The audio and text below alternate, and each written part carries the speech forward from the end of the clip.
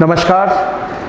BSc part second की online कक्षा में मैं सुनील शर्मा अकार्बनिक रसायन प्रथम पत्र में आप सभी का हार्दिक स्वागत करता हूं। जैसा कि रसायन विज्ञान प्रथम पत्र द्वितीय वर्ष के में प्रथम यूनिट में हम लोग पढ़ रहे थे कि संक्रमण तत्वों का रसायन, जिसका शीर्षक है, उसमें हम लोगों ने पिछली कक्षाओं में संक्रमण तत्वों किसे कहते हैं, संक्रमण तत्व की विशेषताएं क्या है, सामान्य गुणों के बारे में, संक्रमण श्रेणी के प्रकारों के बारे में जाना और उनके विशिष्ट गुण और उनके साथ में परिवर्तित गुणों में परिवर्तन किस प्रकार का होता है, इसका अध्ययन हम लोग कर रहे थे।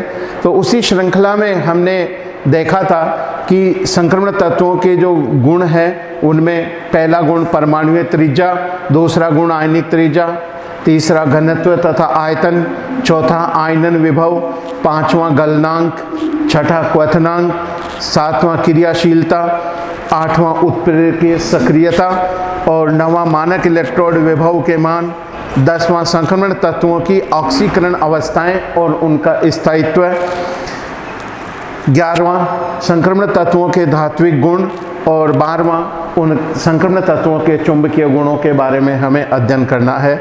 इस श्रृंखला के तहत हमने कल पिछली क्लास में परमाणुीय त्रिज्या के बारे में अध्ययन किया था कि किस तरह परमाणुीय त्रिज्या जो हैं वो एस खंडों की तुलना में इनके मान परिवर्तन होते हैं और परमाणुीय त्रिज्या को प्रभावित करने वाले दो प्रमुख कारकों के बारे में चर्चा की थी, जिसमें आया था कि किसी तत्व अथवा आयन के बाह्य कोश में उपस्थित इलेक्ट्रॉनों की संख्या के आधार पर और उनके मध्य नाभिकीय बल जो हैं वो इनके आकार के एक कारक बनता है। दूसरा कारण निकल के आया था कि इनके परिरक्षण प्रभाव जो हैं वो भी एक फैक्टर बनता है, जिसमें नाभिक और नाभिक के पास पाए जाने वाले इलेक्ट्रॉन बाह्य कक्षों में पाए जाने वाले इलेक्ट्रॉनों के मध्य प्रतिकर्षण होता है एक समान आवेश होने के कारण।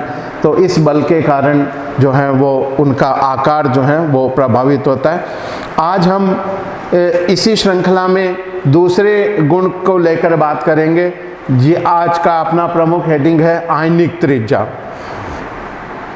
सबसे पहले त्रिज्या शब्द जो है उसके बारे में आपको बताते हैं कि किसी भी वृत्त की परिधि से लेकर उसके केंद्र तक के बीच की दूरी को त्रिज्या कहते हैं। तो यहाँ भी बिल्कुल आयनिक त्रिज्या है। आयन में किसी भी आयन में यानी किसी धनायन के बाह्यतम इलेक्ट्रॉन और केंद्र में नाभिक स्थित होता है, जैसा कि आप सभी जानते हैं। तो बाह्यतम इलेक्ट्रॉन व नाभिक के मध्य की दूरी को आयनिक त्रिज्या कहते हैं, जिसे हम इस प्रकार से दिखा सकते हैं कि माना ये किसी भी धन आयन का नाभिक है और यहाँ इलेक्ट्रॉन पाए जा रहे हैं। नाभिक बाह्यतम कक्ष का इलेक्ट्रॉन और नाभिक के बीच की दूरी, ये दूरी आयनिक त्रिज्या के नाम से जानी जाती है। अर्थात किसी वृत्त की परिधि से एक परिधि से दूसरी परिधि के मध्य की आधी दूरी त्रिज्या कहलाती है। तो यहाँ ये त्रिज्या किसी धनायन के साथ जिसके बाह्यतम इलेक्ट्रॉन और नाभिक के मध्य दूरी को आयनिक त्रिज्या कहा जाता है। ये आयनिक त्रिज्या की परिभाषा हुई सबसे पहले। इसके बाद संक्रमण तत्वों की अगर हम बात करें तो संक्रमण तत्वों में, जैसा कि आप सभी लोग जानते हैं कि संक्रमण तत्वों के इलेक्ट्रॉनिक विन्यास के अंदर बाह्यतम कक्ष में इलेक्ट्रॉन की जो व्यवस्था है वो NS2 हो सकती है या कभी कभी NS1 इलेक्ट्रॉन विन्यास पाया जा सकता है। इसके साथ इनमें NS1 के साथ में n-1 into D 1 to 10 electron उपस्थित होते हैं, यानी कि डी कक्षक में इलेक्ट्रॉन 1 से लेकर 10 के मध्य कितने भी हो सकते हैं। तो इस कारण से इनके ऑक्सीकरण अवस्था जो है वो +2, +3, +4 तक हो सकती है। तो इस कारण से इनकी आयनिक त्रिज्याएं जो हैं वो अलग अलग प्रभावित होती रहती है। जैसा कि आप सभी जानते हैं धनायनों की त्रिज्या उसके परमाणुओं की त्रिज्या से, धनायनों की त्रिज्या उसके परमाणुओं की या त्रिज्या से सदैव कम होती है। क्यों?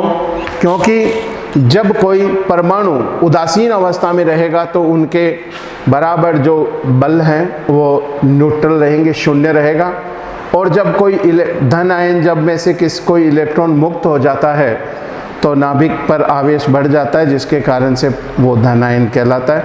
तो उसकी नाभिक से पकड़ जो है, नाभिक की इलेक्ट्रॉन पे पकड़ बढ़ जाती है। अधिक आकर्षण बल के कारण उनके आकार जो है वो कम हो जाता है। इसलिए धनायनों की त्रिज्या परमाणु उदासीन परमाणुओं की त्रिज्या से सदैव कम होती है। यहाँ संक्रमण तत्वों की जो आयनिक त्रिज्याएं हैं उनके वैल्यूज इस प्रकार हैं। उनके धनावेशित की कि Sc+2 जिसकी त्रिज्या एंगस्ट्रम में 0.95 है, Ti+2 0.90 है, V+2 की 0.88 है, Cr+2 की 0.84 है, Mn+2 की 0.80 है, Fe+2 की 0.76 है, Co+2 की 0.74 है, Ni+2 की 0.72 है, Cu+2 की 0.69 एंगस्ट्रम है और Zn+2 की 0.74 इसके आयनिक त्रिज्याओं के मान हैं एंगस्ट्रम्स के अंदर। यहाँ विशेष बात ये रहती है कि इस श्रेणी में द्वितीय व तृतीय श्रेणी के तत्वों के परमाणुीय आयतन में बहुत कम अंतर होने के कारण लैंथेनाइडों में, यानी कि Ce58 से लेके ल्यूटेशियम 71 के जो तत्व होते हैं इनमें एक विशेष प्रकार की घटना जो है वो पाई जाती है, जिसे लैंथेनाइड संकुचन के नाम से जाना जाता है। ये आप पिछली कक्षाओं में 12वीं के स्तर में इसके बारे में काफ़ी डिटेल में बताया गया, लैंथेनाइड संकुचन। तो इन तत्वों के अंदर इलेक्ट्रॉन जो है वो 4f कक्षा के अंदर प्रवेश करता है। लैंथेनाइड्स में 4f कक्षाओं में प्रवेश करता है और इस श्रेणी में आगे बढ़ने पर प्रत्येक पद पर नाभिकीय आवेश और 4f में इलेक्ट्रॉन की संख्या एक इकाई के अंदर बढ़ती जाती है, जिससे 4f उपकोष संयोजकता उपकोष से 2 क्वांटम बल नीचे रहता है। अतः इस कारण से 4f उपकोष के संयोजकता उपकोष से 2 क्वांटम बल नीचे रहने के कारण से बाह्य इलेक्ट्रॉन पर नाभिकीय आवेश बढ़ जाता है। अब जब बाह्य इलेक्ट्रॉन पर नाभिकीय आवेश के बढ़ जाने के कारण से, ये नाभिकीय है नाभिक और ये बाह्य इलेक्ट्रॉन है, तो नाभिक उस इलेक्ट्रॉन को अधिक बल से अपनी ओर खींचता है, जिस कारण से उस परमाणु का आकार जो है वो कम हो जाता है। अतः बाह्य इलेक्ट्रॉन पर नाभिकीय आवेश बढ़ जाता है। इस कारण से जर्कोनियम और उसके सजात हैफनियम, नाइवियम, टेंटेलम इसके सजात के परमाणुओं व आयनों का आकार लगभग समान हो जाता है। लैंथेनाइड संकुचन का आयनिक त्रिज्याओं पर प्रभाव देखने को मिलता है। यहाँ Ca+2 1 एंगस्ट्रम्स, Sr+2 1.18 एंगस्ट्रम, Ba+2 1.35, यहाँ जो संक्रमण तत्व है इनमें देखिए Sc+3 का 0.745 एंगस्ट्रम, Y का यट्रियम का +3 का 0.90 और La+3 का 1.032 एंगस्ट्रम्स। Ti+4 का वैल्यू है 0.605 एंगस्ट्रम, जर्कोनियम +4 का 0.72 और Hf+4 का है 0.71। यहाँ La+3 में के बाद जो है वो 14 लैंथेनाइड तत्व आते हैं, जिसमें Ce58 से लेकर ल्यूटेशियम 71 तक के जो हैं वो तत्व आते हैं। Hf+4 0.71 एंगस्ट्रम, V+3 0.64 एंगस्ट्रम और Nb+3 का 0.72 एंगस्ट्रम, Ta+3 0.72 एंगस्ट्रम्स है। साथ में आयनिक त्रिज्या जो है वो आवेश, किसी भी धन आयन पर आवेश वृद्धि होने के साथ साथ इनके मान कम होते जाते हैं। देखिए Fe+3 में 0.64 एंगस्ट्रम्स है, लेस देन Fe+2 0.76 एंगस्ट्रम्स हैं। इसी प्रकार Ni+3 धनायन के अंदर इनका आयनिक त्रिज्या का मान है 0.62 angstroms, is less than Ni+2 0.72 angstroms. Mn+3 का है 0.66 एंगस्ट्रम्स, इज लेस देन Mn+2 जिसकी वैल्यू है 0.80 एंगस्ट्रम्स।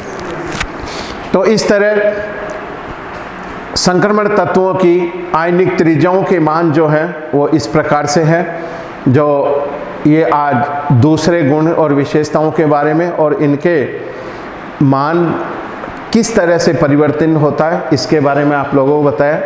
आगामी कक्षा में हम बात करेंगे कि किस तरह संक्रमण तत्वों के घनत्व और आयतन और इनके आयनन विभव के मान जो हैं वो होते हैं और इनके आधार पर इनके गुणों में होने वाले परिवर्तन का अध्ययन करेंगे। नमस्कार।